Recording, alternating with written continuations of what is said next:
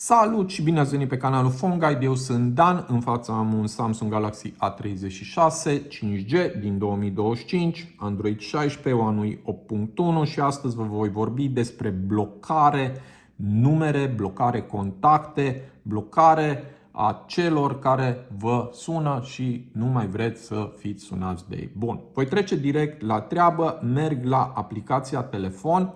Iar aici am apelurile recente, apelurile efectuate și apelurile primite. Iar aici am un număr de telefon de test care vreau să vă arăt cum puteți să îl blocați. Avem mai multe variante. Cea mai simplă este dați direct pe număr. Aici apăsați pe această iconiță și avem jos blocarea. Haideți să citim ce scrie. Nu veți mai primi niciun apel de la acest număr. De asemenea, ai opțiunea să ștergi istoricul de apeluri pentru acest număr. Dacă vrei, poți să bifezi și după care dai blocare. Iar acum acest număr este blocat. Nu vei mai primi apeluri de la el. Poți să-l deblochezi foarte ușor de aici dacă dorești să primești totuși. Bun, revin în aplicația telefon și vreau să vă mai arăt niște lucruri aici.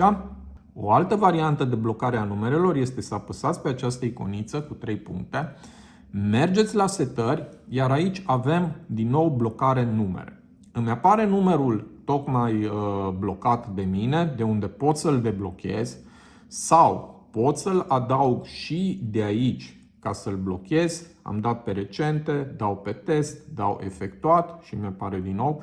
Pot de asemenea să aleg numere din contacte pe care vreau să le blochez sau pot să adaug manual un număr de telefon, dau efectuat și l-am blocat.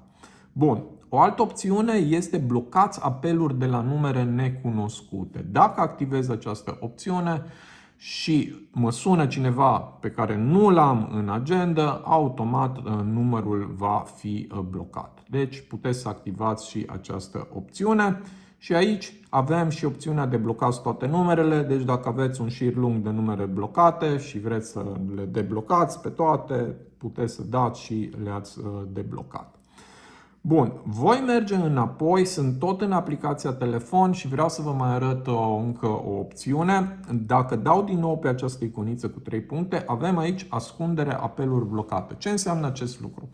Deci, ați blocat un număr, el vă sună, telefonul nu va suna, deci nu veți ști că sunteți blocat, că ați primit apel, dar totuși el va apărea în această listă. Bun. Ca să nu mai apară nici în listă, dați ascundere apeluri blocate și nu va mai apărea de fel. Dacă totuși vreți să vedeți că v-a sunat, chiar dacă este blocat, dați afișare blocate și va apărea în listă.